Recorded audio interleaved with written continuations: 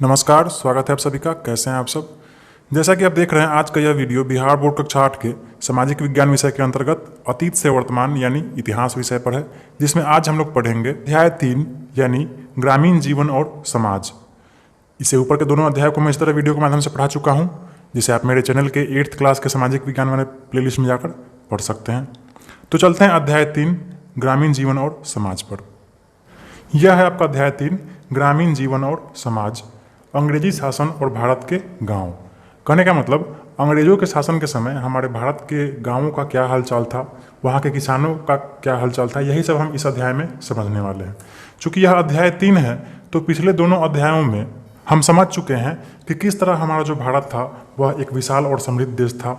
आज का यह भारत जो देखिए, यह लाल कलर वाला जो भाग है यही भारत है, लेकिन अंग्रेजों के शासन से पहले हमारा भारत यह पूरा भारत था। ठीक है। और किस तरह यहाँ यूरोप के विभिन्न देशों के व्यापारी लोग समुद्री रास्ते खोज करके हमारे देश पहुँच गए और हमारे देश से क्या करने लगे, व्यापार करने लगे। और व्यापार करते करते वे लोग हमारे देश पर शासन जमा बैठे। ठीक है। और शासन जब जमा बैठे तो वे लोग ज़्यादा मुनाफा कमाने के चक्कर में वे लोग आपस में लड़ने झगड़ने लगे, है ना। लड़ते झगड़ते क्या हुआ, सबसे अंत में इंग्लैंड बचा, लास्ट में इंग्लैंड बचा और इंग्लैंड का शासन हमारे पूरे देश पर हो गया। ठीक है। तो इस तरह से लगभग 200 सालों तक हमारे देश पर इंग्लैंड यानी अंग्रेजों का शासन था। यह सब आप पिछले दोनों अध्यायों में समझ चुके हैं।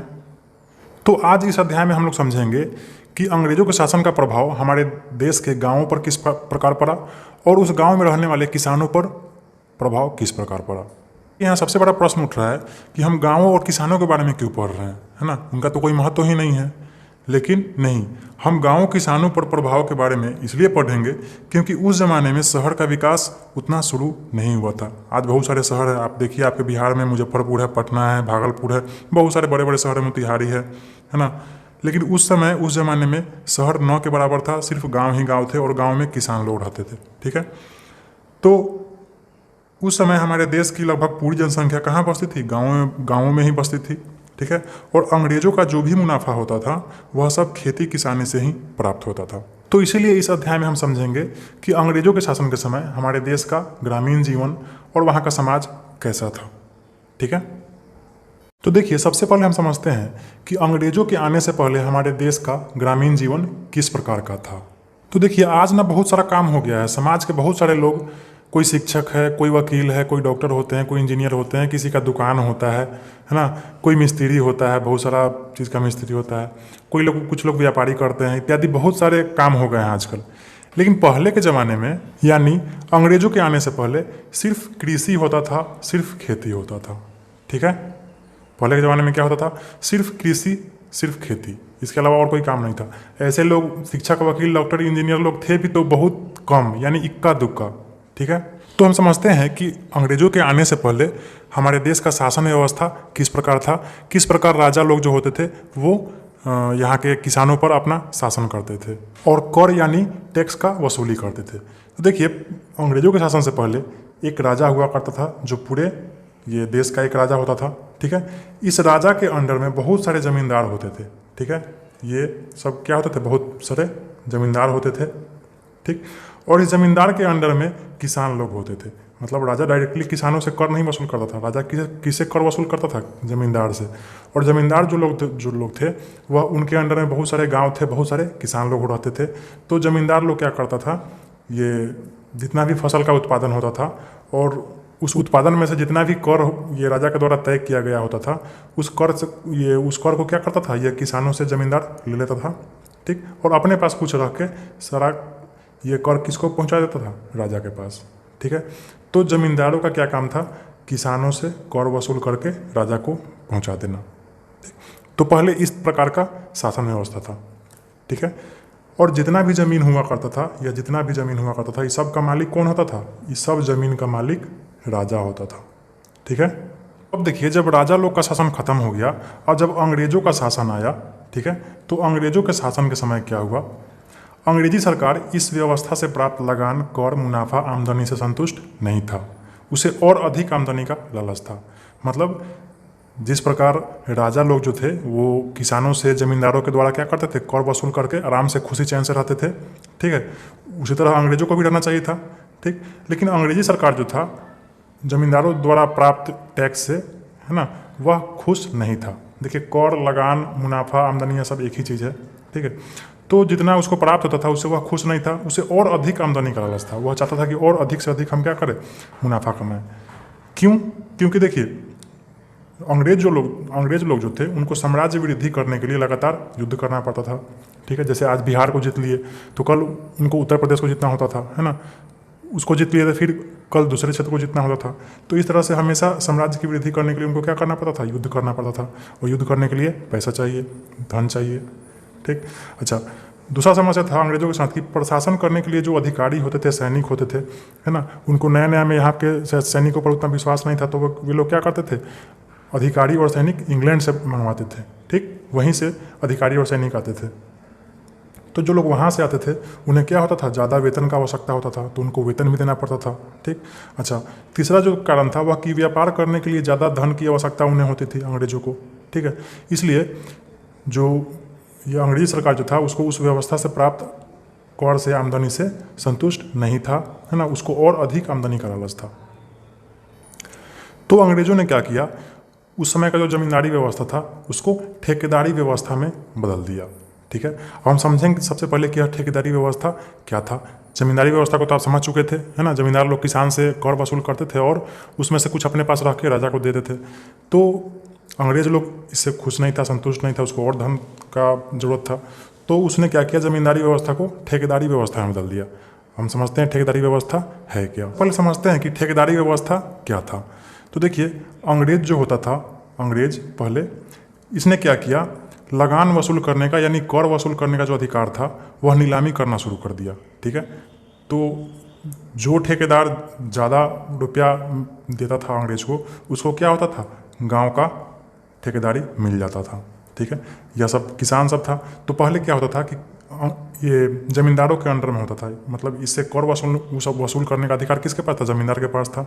और जमींदार इससे कर वसूल करके राजा को दे देता था। लेकिन जब अंग्रेज आया तो इसने जमींदारों को हटा दिया और नीलामी करना शुरू कर दिया। कहने का मतलब जो ज़्यादा पैसा अंग्रेजों को देगा, जो ठेकेदार है ना, उसको उस क्षेत्र का कर वसूल करने का अधिकार मिल जाएगा, ठीक। जमींदारी व्यवस्था खत्म, ठेकेदारी व्यवस्था शुरू, ठीक है। तो यह जो अंग्रेजों का ठेकेदारी व्यवस्था था यह ज़्यादा दिन तक चला नहीं, ये एक फेलियोर व्यवस्था था, ठीक है। अब ये कैसे फैलिया गया, सो समझिए इसको। तो इसको फैलियाने का सबसे बड़ा कारण था कि इसमें ठेकेदारों को क्या हो रहा था, ज़्यादा फायदा हो रहा था, ठीक है। अब ज़्यादा फायदा कैसे हो रहा था, तो ठेकेदार जो लोग जो थे वो एक बार पैसा देके तो गाँव का ठेकेदारी खरीद लेते थे, है ना। कहने का मतलब कर प्राप्त करने का अधिकार ठेकेदारों को मिल जाता था। तो ठेकेदार लोग जो क्या करते थे वो ज़्यादा से ज़्यादा ये कर वसूल करते थे, है ना, और अंग्रेज को उतना ही देते थे जितना तय होता था, और ये अपना मन से बहुत ज़्यादा वसूल कर लेते थे। तो इस तरह से क्या होता था, उनको ज़्यादा फायदा हो जाता था। अब देखिए, इसको फैलाने का दूसरा कारण था कि ठेकेदार जो थे उनका ध्यान सिर्फ पैसा वसूली करने पर ही होता था, ठीक है। वे सिर्फ पैसा और धन कर वसूल करते थे। कृषि का उत्पादन या किसानों की आय कैसे बढ़े इसकी चिंता उन्हें नहीं थी। अब देखिए, अगला समस्या था कि किसानों के लिए यह बहुत बड़ा समस्या था, क्योंकि इनको पता ही नहीं होता था कि हमको इस साल कितना टैक्स देना है और अगले साल कितना टैक्स देना है। क्योंकि ठेकेदार जो लोग थे वो हर वर्ष अंग्रेजों को अलग अलग पैसा देकर क्या करते थे, गांव का ठेकेदारी खरीदते थे, है ना। इस वर्ष कुछ दिए, अगले वर्ष कुछ दिए। तो ठेकेदार लोग जितना पैसा देते थे उतना ही अधिक क्या करना चाहते थे, वह कर वसूल करना चाहते थे। तो कर जो था वह निश्चित नहीं था। जिस साल जितना पैसा में खरीदते थे उतना ही ज़्यादा पैसा वे किसानों से वसूल करते थे, ठीक है। तो किसानों के लिए भी एक तरह से बहुत बड़ा समस्या था। तो इन सब कारणों से अंग्रेजों को बाद में समझ में आया कि नहीं, यह जो ठेकेदारी व्यवस्था है वह क्या है, वह गलत था, है ना। क्योंकि इसमें किसानों को बहुत ज़्यादा समस्या हो रहा था, है ना। और ज़्यादा मुनाफा कौन कमा ले रहा था, ठेकेदार लोग कमा ले रहा था, ठीक। और अंग्रेजों को मुनाफा नहीं हो रहा था ज़्यादा, ठीक है। तो अंग्रेजों ने क्या किया, इस ठेकेदारी व्यवस्था को ख़त्म कर दिया। अब कौन सा व्यवस्था लाया, अस्थाई बंदोबस्त, अस्थाई बंदोबस्ती का व्यवस्था लाया, ठीक है। अब हम समझते हैं यह अस्थाई बंदोबस्ती क्या था। तो अस्थाई बंदोबस्ती जो है वह अंग्रेजों के शासनकाल में किसे शासनकाल में आया था, लॉर्ड कॉर्नवालिस के शासनकाल में आया था, ठीक है। लॉर्ड कॉर्नवालिस कब, 1793 में, ठीक है। और यह मुख्य रूप से बिहार, बंगाल, उड़ीसा, उत्तर प्रदेश और कर्नाटक के क्षेत्रों पर यह लागू था, ठीक है।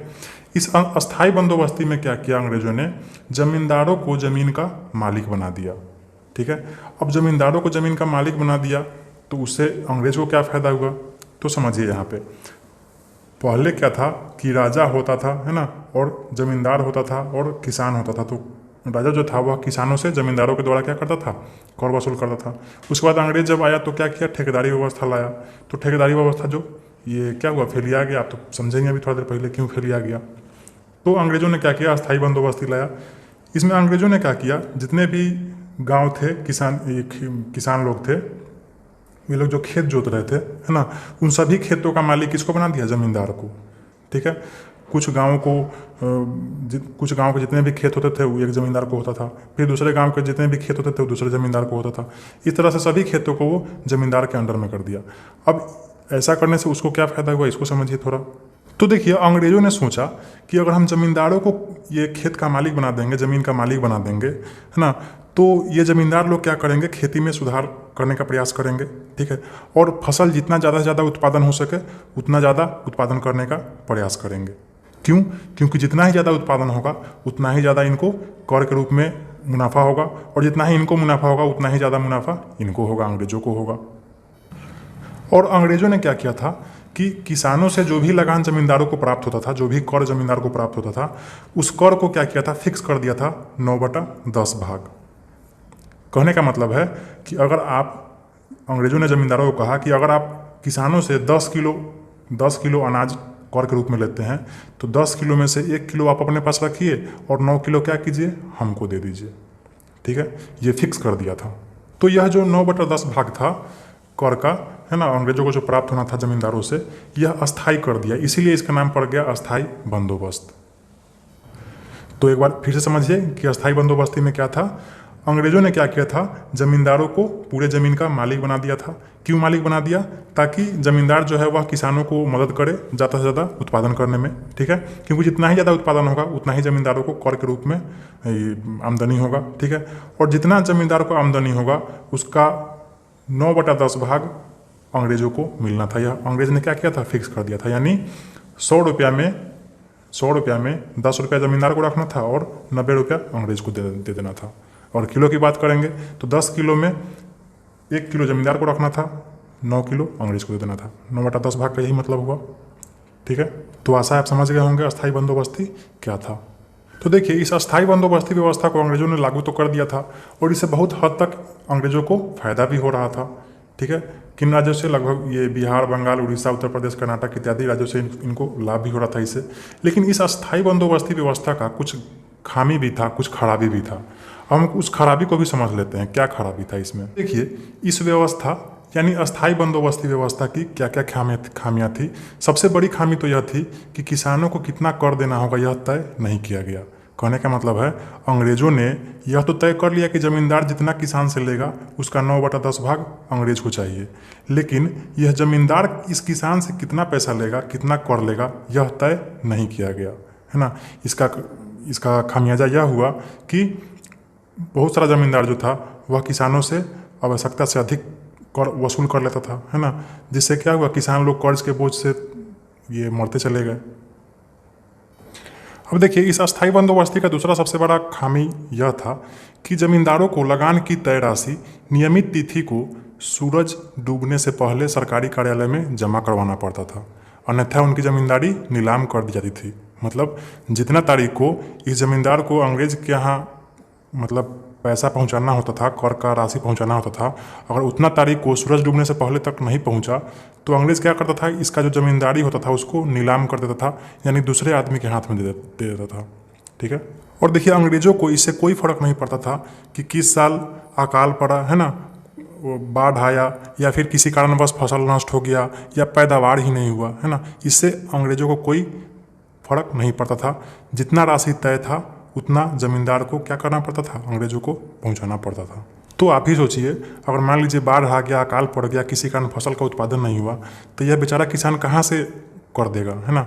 अच्छा, अगर जमींदार को कर प्राप्त नहीं होगा तो यह बेचारा अंग्रेज को कहाँ से देगा, है ना। तो इस कारण क्या हुआ? जमींदार लोग भी कर्ज के बोझ तले मरता नहीं गया, मतलब कर्ज के बोझ से उसका जमींदारी छीनता चला गया। ठीक है। तो आशा है आप अब समझ गए होंगे अच्छे से कि यह अस्थाई बंदोबस्ती क्या था, है ना, इसका क्या फ़ायदा था, कहाँ लागू किया गया, कब लागू किया गया और इसका क्या खामी था। ठीक है। अब हम आगे बढ़ते हैं। देखिए उस जमाने में ही एक प्रसिद्ध अर्थशास्त्री था, इकोनॉमिस्ट, जिसका नाम था रिकार्डो। क्या नाम था? रिकार्डो। इसने एक पुस्तक लिखा था जिसका नाम था प्रिंसिपल्स ऑफ पॉलिटिकल इकोनॉमी। ठीक है, क्या इसका पुस्तक का क्या नाम था? प्रिंसिपल ऑफ पॉलिटिकल इकोनॉमी, जो कब प्रकाशित हुआ था? 1821 में। ठीक है, इस पुस्तक के द्वारा इस रिकार्डो ने अंग्रेजों को एक नया दिमाग दिया। ठीक है, क्या दिमाग दिया? कि जमींदार खुद उत्पादन के लिए कुछ नहीं करता। जमींदार जो है वह खुद उत्पादन के लिए कुछ भी नहीं करता। यानी इसको यहाँ समझिए आप, वह जो अर्थशास्त्री था रिकार्डो, उसने क्या कहा, अंग्रेजों को क्या समझाया कि यह जो जमींदार लोग जो होते हैं यह कुछ भी नहीं करते हैं। कहने का मतलब मेहनत करता है किसान, और जमींदार जो है वह यह मुफ्त का ये कर प्राप्त कर लेता है ना। अंग्रेजों को देता ही है, लेकिन बीच में यह बिचवानी बिना मतलब का है। क्यों ना डायरेक्ट अंग्रेज क्या करे? किसान से ही बात करे, है ना। अंग्रेज जो है डायरेक्ट किसान से अपना कर वसूल करे, जमींदारी व्यवस्था खत्म कर दे। ठीक, और सारा ज़मीन को क्या करे? अपने अंडर में ले ले। ठीक है, यह किसने समझाया? रिकार्डो ने।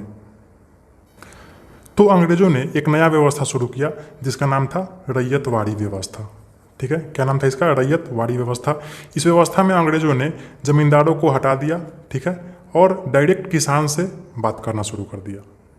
देखिए इस रैयतवाड़ी व्यवस्था में क्या हुआ? सबसे पहले तो यह समझिए कि यह लागू कब हुआ। तो यह लागू हुआ 1820 में। किसने लागू किया? थॉमस मुनरो ने।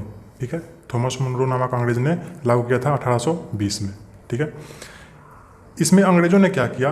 किसानों को ज़मीन का मालिक बना दिया। ठीक है, ज़मीन का मालिक कौन होता था? किसान होता था। ठीक है, इसमें लगान जो देना था, यानी कर जो देना था, वह किसानों को खेती पर होने वाले खर्च को काटकर जो बचता था उसका आधा यानी 50% भाग लगान के रूप में देना होता था।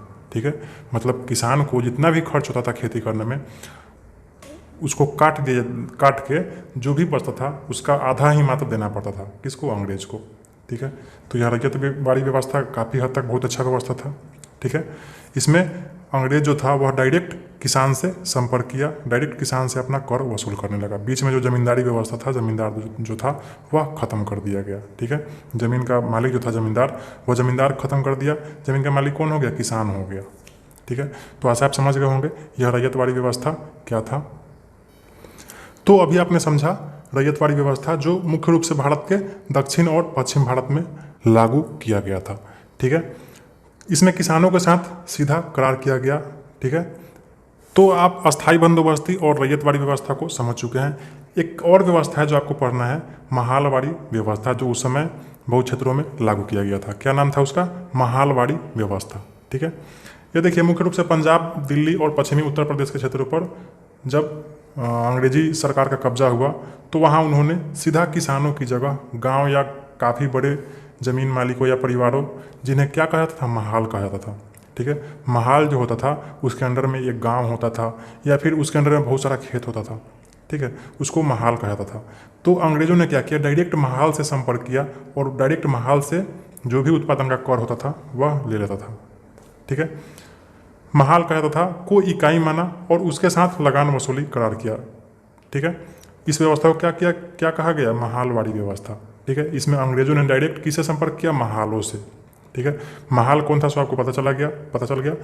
देखिए यहाँ पर दिया भी हुआ है, महाल पंजाब, हरियाणा, पश्चिम उत्तर प्रदेश के इलाकों में बड़े गांव या कुछ गांवों के समूह को क्या कहा जाता था? महाल कहा जाता था। ठीक है, तो अंग्रेजों ने क्या किया? डायरेक्ट महाल से संपर्क किया और कर का जो राशि था वो डायरेक्ट महाल से लेने लगा। इसे वो क्या कहते हैं? महालवाड़ी व्यवस्था। ठीक है, इसमें भी वही रेट था जो रैयतवाड़ी व्यवस्था में था।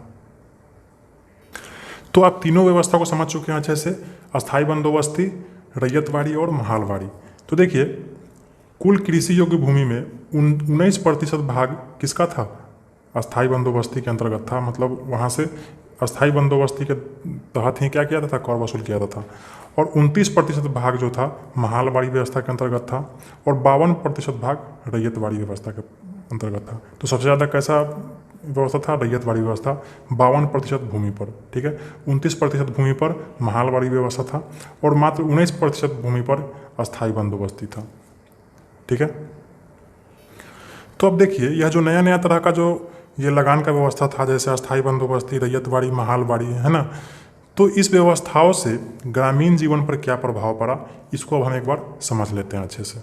इस टॉपिक को जब आप पढ़ेंगे तो आपको समझ में आया कि जो तीनों व्यवस्था था उसमें सबसे पहला जो व्यवस्था था वह अस्थाई बंदोबस्त ही था। ठीक है, तो उसमें बहुत सारे क्या हुआ, जमींदारों की जमींदारी चली गई। क्यों? क्योंकि होता क्या था, किसी किसी साल बाढ़ आ गया या फिर ये अकाल पड़ गया तो फसल नहीं होता था, है ना।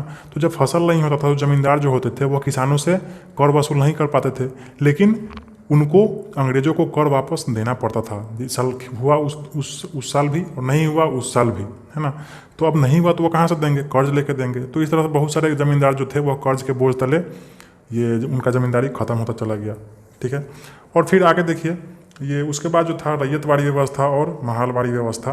तो यहाँ देखिए, रैयतवाड़ी और महालवाड़ी में तो किसानों की किसान खेती में सुधार का प्रयास भी नहीं करना चाहते थे। क्यों? क्योंकि उन्हें पता था कि अगर वे ऐसा करेंगे तो अगली बार उन्हें लगान की दर बढ़ा दी जाएगी। सोच लीजिए, अंग्रेज सरकार को तो केवल लगान से मतलब होता था, उन्हें खेती में सुधार की कोई चिंता नहीं रही।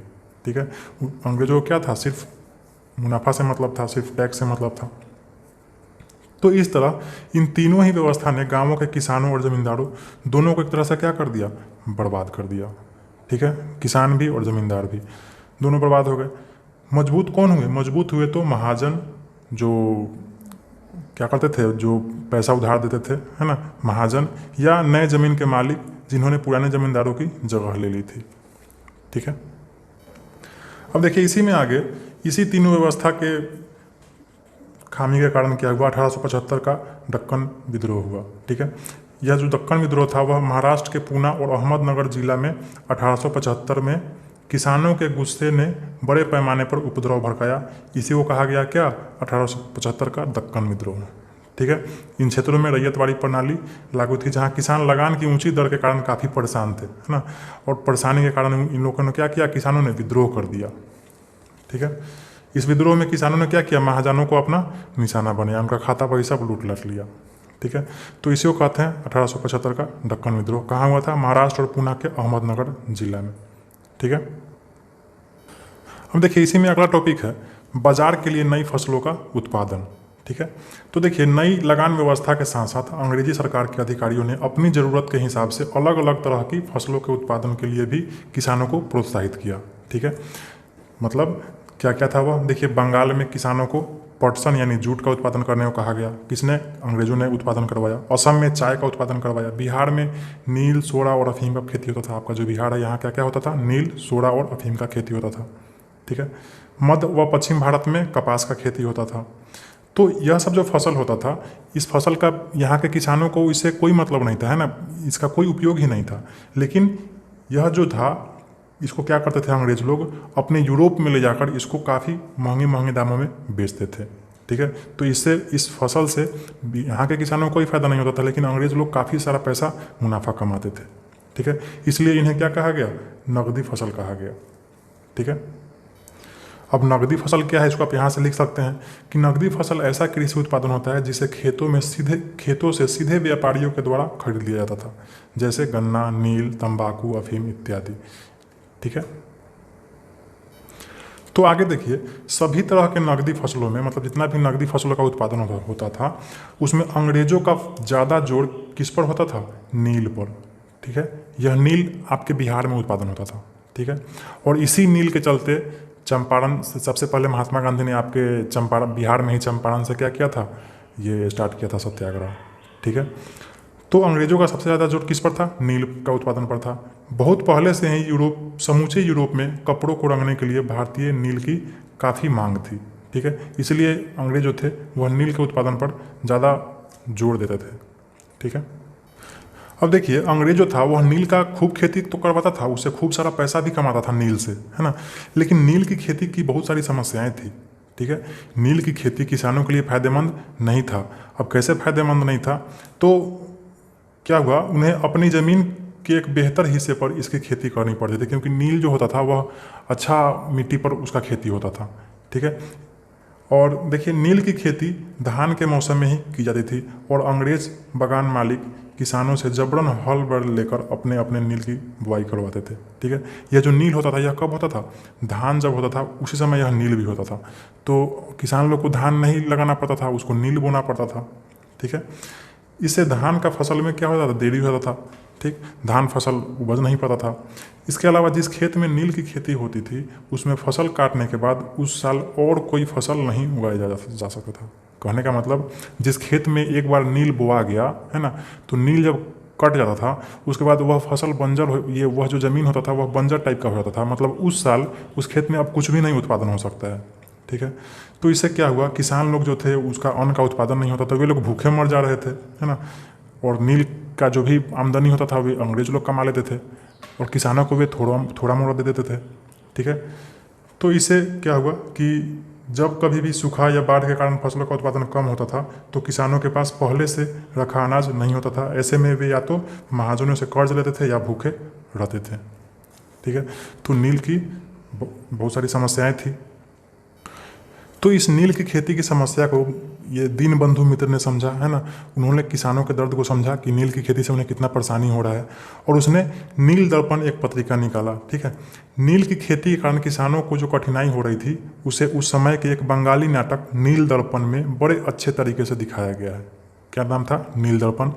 इसके लेखक कौन थे, दीनबंधु मित्र। इन्होंने 1860 में यह पुस्तक ये छापा था बिना किसी लेखक के नाम से, क्योंकि उस समय लेखक का नाम नहीं लिखते थे ये लोग, क्योंकि लिखने से होता था क्या था कि अंग्रेज लोग इसको परेशान करते थे काफ़ी, ठीक है।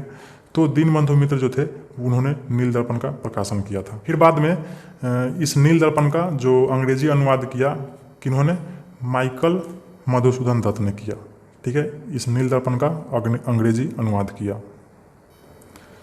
इस नाटक में नील किसानों की दुर्दशा वास्तविक रूप में सामने आई, ठीक है। मतलब भारत के और अन्य जगह के लोगों ने समझा कि नील की खेती करने से यहाँ के जो किसान लोग थे वह कितना परेशान थे, और इसी नील के कारण ये गांधी जी को भी समझ में आया कि बहुत ज़्यादा परेशान है चंपारण के किसान लोग। तो उन्होंने अपना सत्याग्रह, सबसे पहला सत्याग्रह कहाँ से शुरू किया था, यहीं चंपारण से ही शुरू किया था, इसी नील की खेती के कारण। आगे देखिए, नील का जो खेती था वह मुख्य रूप से बिहार में ही होता था, ठीक है। इसलिए एक टॉपिक है बिहार और नील की खेती। बिहार में नील की खेती मुख्य रूप से कहाँ होता था, उत्तर बिहार के चंपारण मुजफ्फरपुर के इलाकों में, ठीक है। अच्छा, आगे देखिए, इन दो क्षेत्रों के अलावा भागलपुर और शाहाबाद क्षेत्र में भी नील की खेती बड़े पैमाने पर होती थी, शुरू हुई थी, ठीक है। अच्छा, नील के अलावा अंग्रेजों ने इस इलाके में अफीम, पटसन, सोडा नामक नकदी फसलों का भी उत्पादन बड़े पैमाने पर शुरू किया था। इसलिए आप याद कर लेंगे कि ये बिहार में पहले क्या होता था, नील, सोडा, अफीम, पटसन, इस सब का खूब उत्पादन होता था, ठीक है। वर्तमान गया जिला जो था, अभी जो गया जिला है वर्तमान में, है ना, वहाँ अफीम उत्पादन में तत्कालीन बंगाल प्रांत में प्रथम स्थान पर था। यानी उस समय का जो बिहार, बंगाल नहीं बिहार था उस समय, है ना। तो गया में जो अफीम का उत्पादन होता था वह पूरे बंगाल में प्रथम स्थान पर था गया, ठीक है। अब देखिए, बिहार में नील की खेती दो तरीकों से की जाती थी। पहला था जीरात और दूसरा था आसामी बाढ़। अब इस दोनों को थोड़ा अच्छे से समझिए। जीरात जो था यह तो थोड़ा ठीक ठाक था, कहने का मतलब अंग्रेज लोग जो थे वो किसानों से ये नील की खेती करवाते थे, है ना, जीरात के द्वारा। लेकिन आसामी बाढ़ जो तरीका था यह काफ़ी ये खराब तरीका था। इसमें क्या था कि अंग्रेज जो थे वह ज़बरदस्ती नील की खेती करवाते थे, है ना।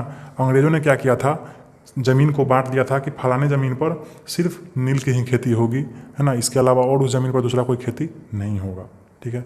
तो जिस ज़मीन पर नील का खेती होता था वहाँ के किसान लोग ये भूखे रह जाते थे क्योंकि उन लोग को अन्न का उत्पादन होता नहीं था, ठीक है। यहाँ लिखा भी है, असामी बाढ़ में बगान मालिक रैयतों को उनके स्वयं की ज़मीन पर नील की खेती करने के लिए बाध्य करते थे, यानी ज़बरदस्ती करते थे, ठीक है। कुछ रैयतों को तो अंग्रेज ने नील की खेती के लिए आरक्षित तक कर दिया था। मतलब उस रैयत में, यानी उस खेत में, उस ज़मीन में सिर्फ नील की ही खेती होगी और कोई दूसरा खेती नहीं होगा, ठीक है। अंग्रेज उन्हें बस खेती का खर्च देते थे, ठीक, और उससे उनका साल भर का भोजन चल नहीं पाता था।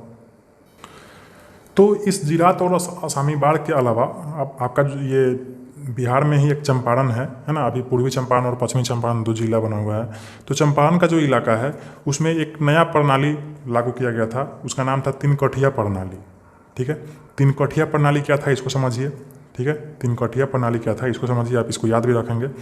इसके अंतर्गत चंपारण में इसके अंतर्गत किसानों को अपनी ज़मीन में 3 कट्ठे प्रति बीघा की दर से नील की खेती करनी पड़ती थी।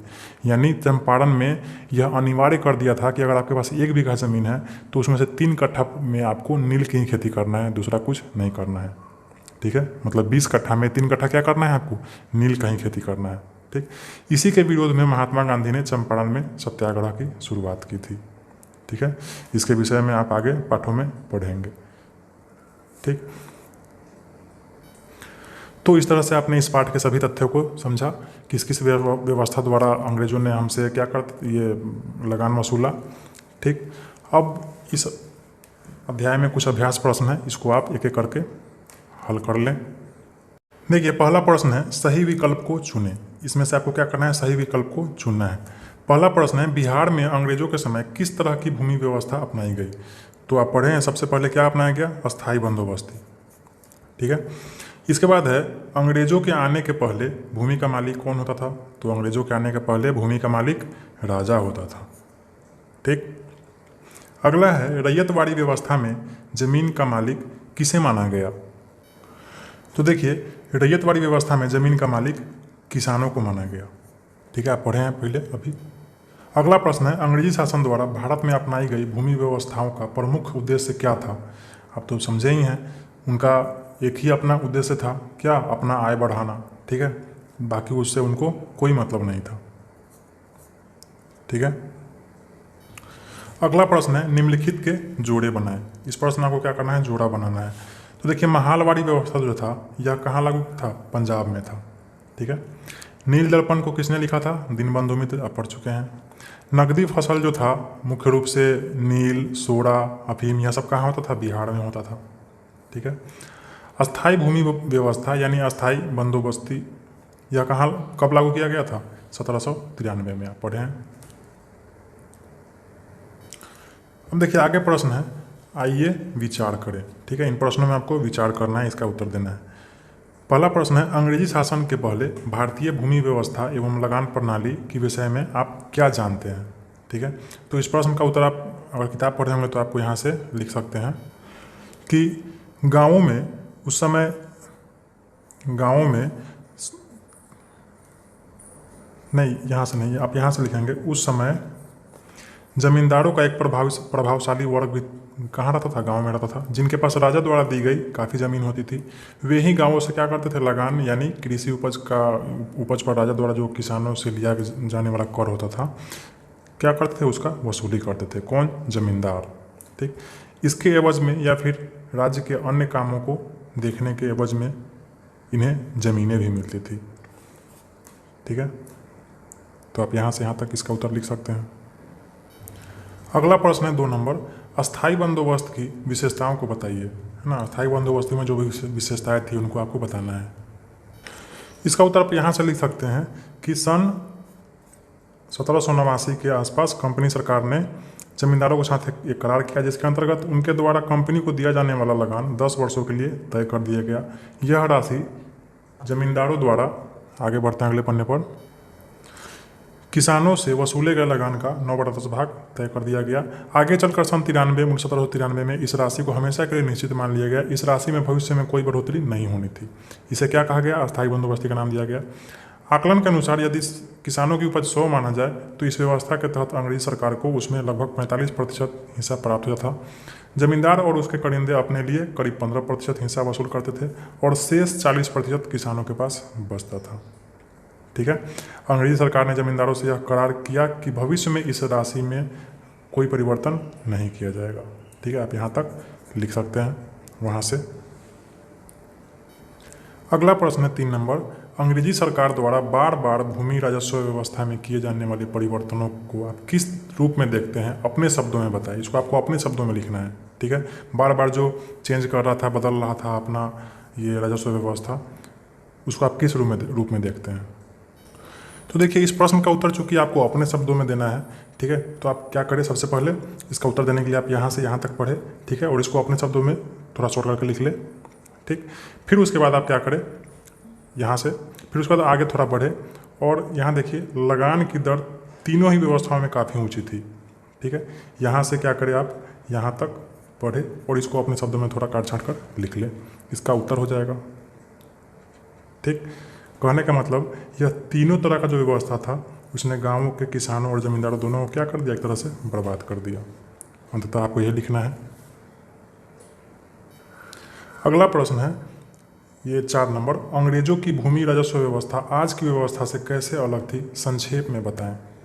इस प्रश्न का उत्तर आप यहाँ से लिख सकते हैं कि आज सरकार किसानों से काफ़ी कम राशि भूमि राजस्व के रूप में वसूल करती है, बहुत कम राशि वसूल करती है। ठीक है, और अगर किसान राजस्व देने में सक्षम नहीं है तो वह कुछ वर्षों के बाद भी वह कम राशि दे सकती है। ठीक है, किसानों को सरकार के द्वारा परेशान नहीं किया जाता है, जबकि खेती करने हेतु अनुदान भी अलग से दिया जाता है। ठीक है, लेकिन अंग्रेजी शासन सरकार के समय में क्या होता था, अंग्रेजी सरकार किसानों से उनके उपज का लगभग आधा हिस्सा हड़प लेती थी। ठीक है, अगला प्रश्न है 5 नंबर, नई राजस्व नीति का भारतीय समाज पर क्या असर हुआ। इस 5 नंबर प्रश्न का उत्तर आप यहाँ से लिख सकते हैं कि नई भू राजस्व व्यवस्था अंग्रेजों द्वारा भारत में अपने साम्राज्य निर्माण की दिशा में उठाए गए सबसे महत्वपूर्ण कदमों में से एक थी। इसने भारत में अंग्रेजी शासन को क्या किया, अस्थायित्व तो प्रदान किया, करने में महत्वपूर्ण भूमिका निभाई। इन व्यवस्थाओं ने भारत के परंपरागत भूमिपतियों तथा आम किसानों दोनों में कई तरह के असंतोष को जन्म दिया, जिसकी अभिव्यक्ति उन लोगों के द्वारा समय समय पर किए गए विद्रोह के रूप में देखने को मिलता है। ठीक है, अगला प्रश्न है 6 नंबर, नील की खेती की प्रमुख समस्याओं की चर्चा करें। तो इसका उत्तर में आप पहला समस्या तो आप यहाँ से लिखेंगे कि नील की खेती धान के मौसम में ही की जाती थी और अंग्रेज बागान मालिक किसानों को से जबरन हड़ बैल लेकर पहले अपने नील की बुआई करवाते थे। पहला समस्या यह हो जाएगा। दूसरा समस्या में आप लिखेंगे यह, जिस खेत में नील की खेती होती थी उसमें फसल काटने के बाद उस साल कोई और फसल नहीं उगाई जा सकती थी। ठीक है, इस सब का असर यह होता था कि किसानों के पास अनाज की कमी हो जाती थी। ठीक है, और तीसरा नंबर समस्या में आप लिखेंगे 3 नंबर समस्या में कि असामी बाड़ में, यानी यह जो तरीका था नील का खेती का, असामी बाड़ में बागान मालिक रैयतों को उनके स्वयं की ज़मीन पर नील की खेती करने के लिए बाध्य करते थे। मतलब कुछ ज़मीन पर क्या करते थे, वे ज़बरदस्ती नील की खेती करवाते थे। ठीक है, तो यह तीसरा नंबर समस्या में लिख देंगे। ठीक हो गया, इस तरह आपका आंसर उसका। बच्चों, इस तरह आपका यह अध्याय खत्म हुआ। यह अध्याय आपको कैसा लगा आप हमें कमेंट करके ज़रूर बताएं। अच्छा लगा तो वीडियो को लाइक करें, मेरे चैनल को सब्सक्राइब करें और अपने दोस्तों को ज़रूर से ज़रूर शेयर करें। Thank you.